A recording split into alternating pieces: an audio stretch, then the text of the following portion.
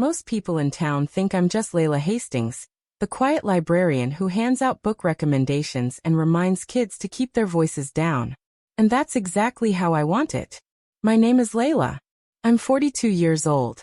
I live in a sleepy town called Millersburg, Pennsylvania, where nothing really happens and everyone knows your business, or thinks they do.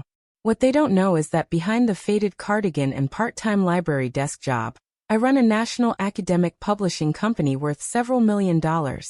North Page. You've probably seen the logo if you've ever stepped foot in a university bookstore or read a research journal. I built it from the ground up, starting from a laptop in my basement when I was 26. Back then, Darren, my husband, used to say I had that quiet fire. I believed him. Back then, Darren was a school counselor and a poet in his own mind. He'd scribble quotes on napkins and read me passages from Rilke before bed. He liked my mind, said I had an old soul and ambition that didn't scream, it simmered. It was flattering at first. We got married when I was 30. I was still hustling, pitching editors, writing metadata for online catalogs by day, and building submission portals by night. Darren cheered me on. He said he admired how focused I was. Somewhere between year 4 and year 8 something shifted. Slowly at first, subtle comments here and there. Maybe if you were around more, the house wouldn't be such a mess. Or, not everyone's wired to be obsessive about work. I'd brush it off, thinking he was just stressed. But I started to notice the way he spoke about me around his friends. Like I was this quirky, unserious girl who dabbled in freelance projects. He didn't know. Not really. He knew I worked in publishing vaguely. I let him think I was a part-time editor for a small firm. He never asked more. And when the money started coming in, real money, I just created a trust and filtered funds through small monthly transfers into his account. He never questioned it. He thought I was just really good at budgeting his counselor salary. I used to think maybe I was protecting him. His pride maybe. Darren never liked being reminded of what he didn't achieve. He once told me he had the grades for Columbia, but not the connections. He wore that like a scar. He said ambition was a game for people with better teeth and richer parents. I offered him opportunities. Quiet ones. I anonymously posted an editorial role on our careers page, a flexible, decently paid position reviewing educational manuscripts. He laughed when he saw the posting, called it glorified spell checking, and mocked whoever wrote it. That was me. I didn't tell him. Somewhere in the quiet resentment, Darren stopped being the man who read poetry in bed. Now he mostly scrolled through forums about vintage gaming consoles and conspiracy theories about school administration. He muttered things like, "Must be nice to just float through life," whenever I was too tired to cook. He had no idea that just that morning, I'd led a 2-hour video call with executives from Yale, fighting to preserve peer review rights against a Silicon Valley startup. It's strange. You can build an empire and still come home to someone who treats you like you don't matter. But I let it go for years. I made my peace with my double life. Until I couldn't anymore. It started with a job posting. Not one of the high-level positions, just a standard editorial assistant role, entry-level, remote, low pressure. I'd written the description myself, thinking it might be the bridge Darren needed. Something he could do from home. A way to get him engaged again, to feel useful. To feel accomplished. I didn't tell him I wrote it. I just left the tab open one morning on the kitchen laptop while making coffee. "What's this?" he said, reading aloud. "Remote assistant editor for academic publishing. Wow, sounds exciting." I waited, cautious. "It's steady work," I offered. "Might be a good side thing. Flexible hours." He snorted. "You want me to spend my nights proofreading some PhD students' research about what? Quantum tree frogs. It pays well," I said. "Anne." "No, Layla." He waved his hand, cutting me off. "Jesus, you're always trying to fix my life like I'm your little renovation project. I have a career. As a school counselor at a mid-tier prep school where he hadn't applied for a promotion in nearly a decade. I let it go, like I always did. Instead, I kept funneling the money in little by little, through the same transfer account I'd set up years ago. Darren never questioned it. I guess when you don't really want to know the truth, it's easy to convince yourself you're just getting by. He used the money to buy things that made no sense. collector's figurines, a $200 ergonomic gaming chair, some absurd laser-engraved keyboard he kept polishing like it was a family heirloom. Whenever I mentioned budgeting or long-term planning, he acted like I was trying to invade his privacy. "You don't get to lecture me about money," he snapped once. "You work, 12 hours a week?" "Right. The librarian hours." I wanted to scream. And then my father came to visit. Dad is 80 now. He's slow but sharp. Sweet. He still calls me kiddo and brings his own tea bags in a Ziploc bag. It was supposed to be a quiet weekend, puzzles, long walks, old stories. The first night, Darren came home to find us watching a documentary in the living room. He dropped his keys on the floor with a loud clatter, stared at Dad, then at me. "No heads up? I come home to strangers now." "He's my father," I said quietly. "I'm just saying," he muttered, heading into the kitchen. "Would have been nice to know we had an intruder." My father's face didn't change, but I saw the light go out in his eyes.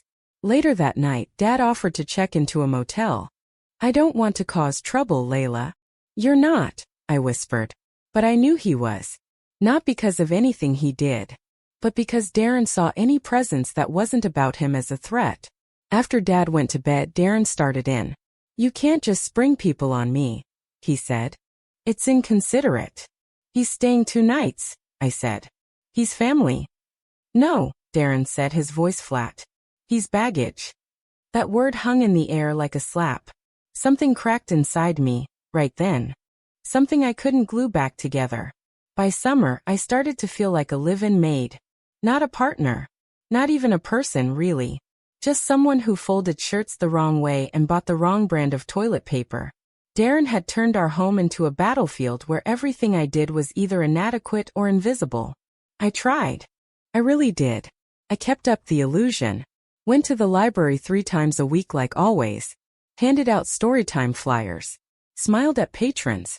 No one suspected that after the librarian shift, I drove 40 miles to Pittsburgh twice a week to meet with North Page department heads, that I signed off on 6-figure contracts, that I sat across from Ivy League deans and discussed textbook licensing, and then came home to be told I bought the wrong protein powder.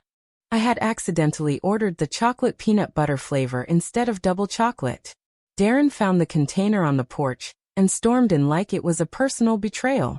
"Are you even listening when I tell you things?" he said, slamming the tub down on the counter.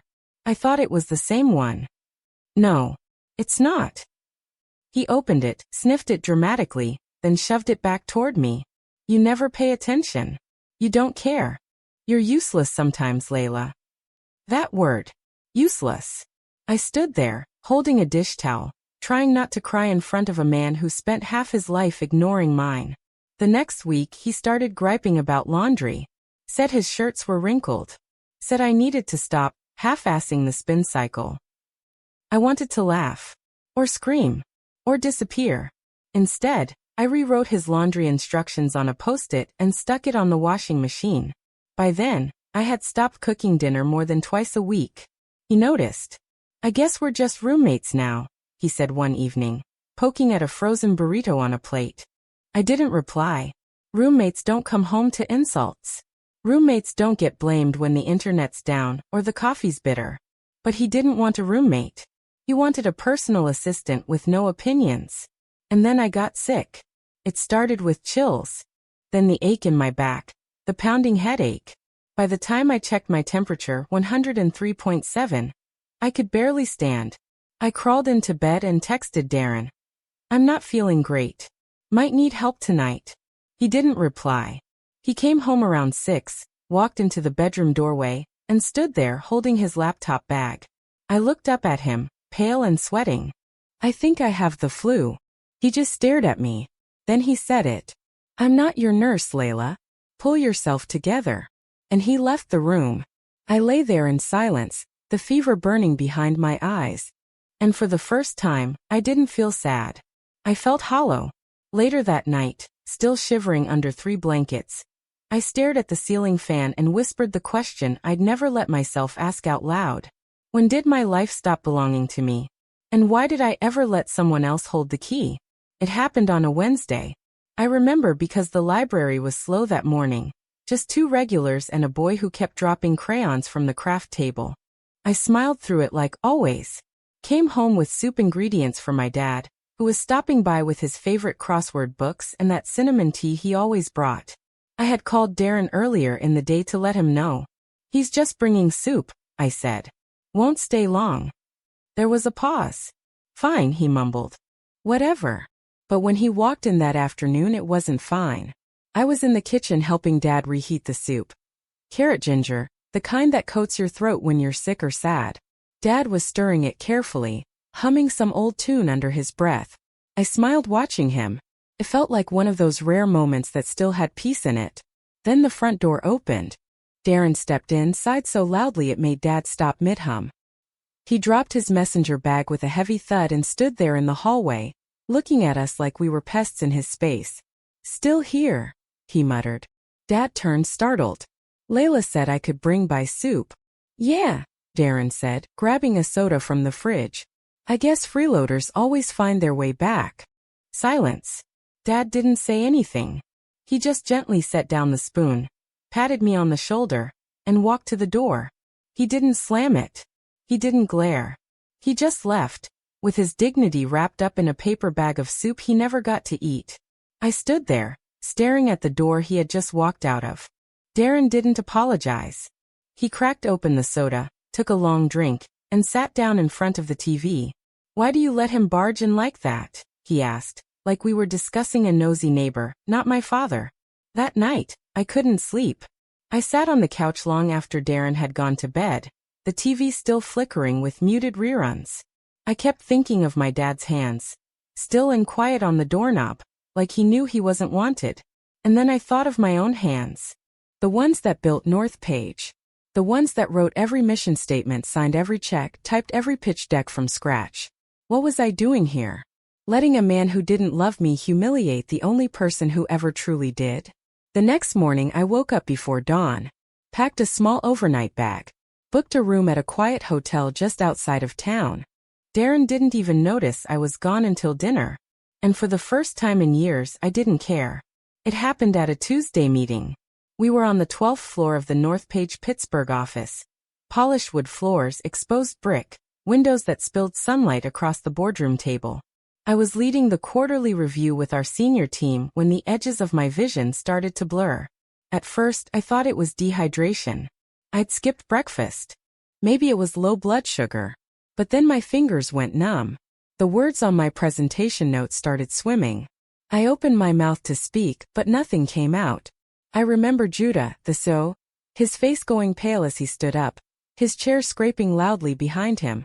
He said my name once, then again louder. And then I was on the floor, everything dimming like a slow curtain drop. I woke up 2 days later in a Pittsburgh hospital. White sheets. Soft beep of machines. The sterile smell of antiseptic and citrus cleaner. Judah was sitting in the corner, laptop open, phone in his lap. He looked up the second I stirred. "You scared the hell out of me," he said, getting up quickly. "Don't move too fast. You passed out cold." "Where?" "Presbyterian Medical," he said. "You've been out since Tuesday." I blinked. Everything ached. My chest, my back, even my teeth. He hesitated before speaking again. "They ran tests. A lot of them. We're still waiting on full results, but the doctor said they found something in your pancreas. They're calling it early stage. They want to monitor it closely." I turned my head away, stared out the window at a crooked skyline that didn't feel real. Cancer. That word hadn't left his mouth, but it didn't need to. Judah stood still. He knew. He always knew how to read a room, even if the room was a hospital bed. "I've already rescheduled everything," he said gently. "We'll keep things moving. You just focus on." I texted Darren. I said suddenly. Judah stopped. I told him I collapsed. That I was in the hospital. That I needed him. His expression didn't change, but something behind his eyes went tight. "That was 4 days ago," I added. No reply. No visit. Not even a one-word text. I turned back toward the window. My foreline tugged gently at the skin on my hand. My wedding ring felt like a weight. "Layla," Judah started, but I shook my head. "It's fine," I said.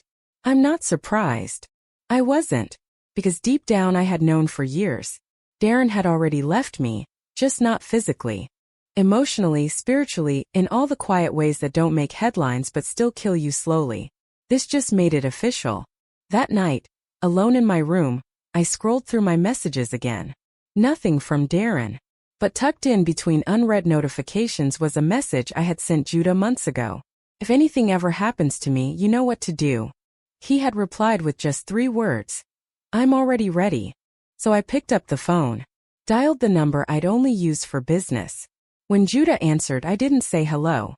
I just said, soon. And he said, I know. He showed up on a Friday. I'd been home from the hospital for 3 days, still pale, still weak, still nauseous from the medication. I hadn't heard from him. Not once during my entire stay. And now, without warning, Darren was standing in our living room holding a manila envelope like it was a pizza delivery. You're awake, he said flatly, glancing at me like I was an inconvenient houseguest. I was curled under a blanket on the sofa. The soup Judah had dropped off sat untouched on the coffee table. My laptop was open to Northpage documents, unread. Darren stepped forward and dropped the envelope in my lap. What's this? I asked, my voice barely above a whisper. Divorce papers, he said without pause. My stomach turned. He didn't sit. Didn't even take off his coat. Just stood there with his hands shoved into his pockets like he was waiting for a rideshare. I think it's best, he said. You're dealing with stuff. And I need to move on. I opened the envelope slowly. The first page was bold, impersonal. He'd already filled out the forms. He wanted the house. The car. Half of our savings, which, unknown to him, were technically funded through a trust he didn't have access to. You want the house? I asked quietly. He shrugged. You're sick, Layla. You don't need this kind of stress. Let me take care of it. I see, I said. And the car? Well, he said, glancing out the window at the driveway. You're not really going anywhere, are you? He said it like it was mercy, like he was doing me a favor. I didn't cry. I didn't scream. I didn't say a word. I simply nodded, folded the envelope closed, and placed it gently on the coffee table beside the untouched soup. Then I picked up my phone and dialed Judah. He answered before the second ring. I'm here, he said, like he already knew. I watched Darren shift uncomfortably. Let's initiate the plan, I said. There was a pause. Then a quiet. Understood. I hung up. Darren blinked. What plan? I looked up at him and smiled. Not out of joy, but out of clarity. The part where I stopped pretending. He didn't understand. Not yet. But he would. He turned and left without another word. As the front door shut behind him, I reached into the blanket and pulled out the file folder I'd hidden underneath. Inside were the real documents, Northpage's ownership records, the corporate restructuring agreements Judah and I had drawn up months ago, and the draft letter that would be delivered next week to Darren's employer. I stared at the clock on the wall. It was time. By Thursday afternoon, the first domino fell. The letter had been drafted with surgical precision. Judah had reviewed it twice, our legal team signed off, and the envelope had been hand-delivered to Highspar Preparatory School, the private institution where Darren worked as a guidance counselor and where, unbeknownst to him, over half of the school's academic materials came from a single publisher. Northpage. Not anymore. At exactly 3:15 p.m., the school's academic coordinator opened a formal termination notice. Effective immediately, Northpage was dissolving all contracts with Highspire Prep, citing breach of ethical standards and a strategic pivot away from district-based licensing. In less than an hour, administrators began panicking. Teachers lost access to digital materials. Planned curriculum for the fall semester collapsed. The district's annual supply budget was gutted. And by 5:30 p.m., Darren was called into the headmaster's office. I was folding laundry when he came home, wide-eyed pale, and carrying a cardboard box with the sad weight of someone who had just been professionally erased. They let me go, he said, dropping the box onto the couch.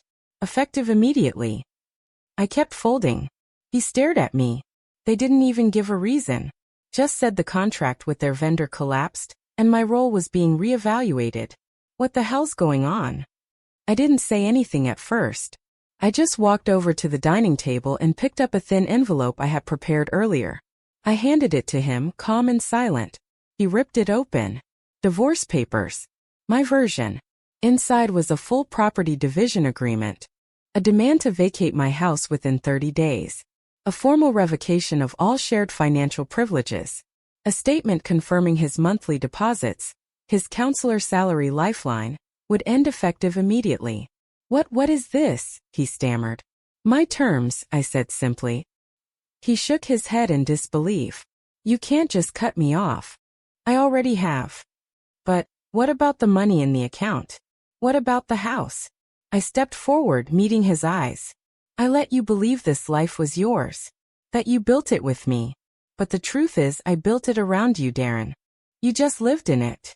Like a guest who overstayed his welcome." He swallowed hard. What even is North Page to you?" I smiled. For the first time in months, I smiled with no mask. "I am North Page," I said. "I founded it.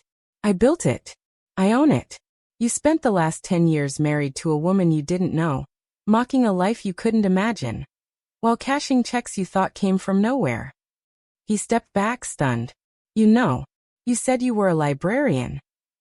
"I said I worked at the library," I replied. "I never said that was all I did." Silence. He looked at the papers again, as if they might change if he read them twice. "Where am I supposed to go?" he asked, barely above a whisper. "That's not my problem anymore," I said. And I meant it. It was 1:12 a.m. when my phone rang. The number was unfamiliar. I let it buzz twice, debating whether to answer. But something told me it was him. Picked up. "Layla." Darren's voice cracked through the static. "Please don't hang up." He was crying. No bluster, no sarcasm. Just a breathless panic I hadn't heard in years. I've been staying at a motel off Route 22. I don't know what to do. I don't know how this happened." "You don't?" I said quietly, staring at the ceiling in my darkened bedroom. "I mean, I do. I know I messed up. I didn't see it, okay? I didn't see what you were doing all this time. You were holding everything together. It was all you. I didn't say a word. You gave me everything," he went on. "And I treated you like you were nothing. Like a ghost in the house. I was just so angry. At myself. At my job. I felt small. And instead of owning that, I made you smaller." Still I said nothing. "I didn't know you were sick," he whispered. "I would have come to the hospital, Layla. I would have." "No," I said softly. "You wouldn't have." Silence. "You abandoned me long before I got sick." "I'm sorry," he choked out. "I'm so sorry." I waited. Gave him the space to bury himself in apologies he should have made years ago. When the silence stretched again, I finally spoke. "Who's Arden?" He stopped breathing. I heard it. That tiny click of realization. "Arden, she's no one. She was an intern." 23, I said. "She interned at Highspire for 1 semester. Her uncle is on the school board." Nothing happened, Layla. I swear. We talked, that's all. I was lonely, but I never. "I have the messages," I said. His breath caught. "I have the emails. The private Discord chats. The hotel receipt from that Friday you said you were at a district retreat. You want me to keep going." He didn't respond. "The only reason you didn't go further is because she got scared and told HR. Judah found out. That's how it made its way to me." His voice came out hoarse, barely audible. "Please don't ruin my life." "You ruined your own life," I said. "I just turned the lights on." Another pause. Then, "Are you going to sue me?" "Yes." "Layla." "For emotional damages. Financial fraud. Marital misconduct. Judah's already spoken to our attorneys. You'll be served in 2 days." He started sobbing. I hung up. Then I blocked the number. And finally I exhaled. Like I'd been holding my breath for the last decade. In the stillness of that moment, I didn't feel vindictive. I didn't even feel angry anymore. I just felt clean. It ended faster than anyone expected. Arden's family wanted it quiet. Her father, a school board official, made a few calls behind the scenes. The HR complaint disappeared. No legal charges were filed. But the damage was already done. Darren's name started circulating in private educator circles. Whispers turned into emails. Emails into retractions. By the time fall hiring began, his application had already been blacklisted from 3 districts. Nobody wanted to touch the man with a misconduct cloud hanging over him. Especially not one who had been quietly living off his wife's money. He tried to save face online. Claimed he was taking a sabbatical to write a book. But you can't write a memoir when you've never had a life worth remembering. Meanwhile, I started healing. Treatment was difficult but not unbearable. The cancer had been caught early. I kept a quiet schedule. Appointments, short walks, long naps. I stopped pretending I was invincible. Judah stepped up immediately. We'd planned it that way. For years I'd been grooming him to take over in the event of an emergency. But we both knew the truth. I was just waiting for the right time to hand it off. I sat with him in our final strategy meeting, sipping herbal tea while he walked through North Page's future. He was ready. "You're going to disappear, aren't you?" he said with a half smile. "I'm going to live," I replied. A month later, I moved into a small cottage tucked into the hillside above Lewisberry, just 45 minutes from Pittsburgh, but it might as well have been a different planet. It had white shutters, a wraparound porch, and a garden that needed love. I bought a wide straw hat and started tending the soil like I'd been doing it my whole life. There were no meetings. No digital calendars. No shared drives. Just birdsong. Wind chimes. Sunlight. My phone stayed quiet, deliberately so. I changed my number. My email. My emergency contacts. The only people who had access were my doctors, Judah, and my father. Dad visited every Sunday. He brought honey from a neighbor's farm, and we played dominoes on the porch while the wind carried in the smell of lavender and dirt. He never once asked about Darren. And I never offered. One morning, I stood in the garden pulling weeds when I saw a snail sliding over the edge of a flat stone. Slow. Purposeful. Unbothered. That's what I wanted now. Not revenge. Not control. Stillness. And Darren? He faded the way men like him always do, into obscurity. No job. No title. No audience. Just online forums and debt collectors. He thought the world owed him something. He never realized that I was the one holding the world together. And now that I had let it go, it was finally mine again. The lake was quiet that morning. Fog hovered just above the surface like a veil, softening the edges of everything. I sat on the porch swing wrapped in a knit shawl, a cup of coffee in one hand and my journal in the other. It had become a ritual. Sunrise, solitude, Inc. No deadlines. No alarms. No one needing anything from me. It had been 6 months since the divorce was finalized. The settlement had gone through without a whisper of resistance. Darren didn't fight. Maybe because he couldn't afford to. Maybe because he finally realized what it felt like to be irrelevant. He signed the papers. I signed my freedom. North Page was thriving under Judah's leadership. He still called occasionally, mostly to update me or check in after a quarterly review. Sometimes we talked about work. Sometimes we just talked. He never pushed. Never asked for more than I could give. Last week, he brought tea and blueberry scones and sat with me on the porch while we watched the wind brush through the tall grass. After a long, comfortable silence, he turned to me. "Have you thought about dating again?" I smiled, watching 2 ducks glide across the lake. "Maybe," I said. "But not just yet." He nodded like he understood, because he did. Then he said something kind and quiet, and left without needing a performance. That's the thing I'd learned in the aftermath. Peace doesn't come from being seen. It comes from being safe with yourself. Inside, the cottage was filled with books, stacked, scattered, read and reread. I cooked what I wanted. Slept when I felt like it. Some nights, I watched old black and white films and fell asleep on the couch with a bowl of popcorn still warm beside me. No one scolded me for the mess. No one asked what I'd done all day. The garden was blooming now, slowly but surely. Tomatoes, basil, a stubborn row of carrots that refused to grow in a straight line. I loved them anyway. In the afternoons, I wrote in longhand. Not for work. Not for profit. Just thoughts. Memories. Scenes from a life I almost forgot belonged to me. That morning, I opened my journal and wrote, "True peace doesn't come from being loved.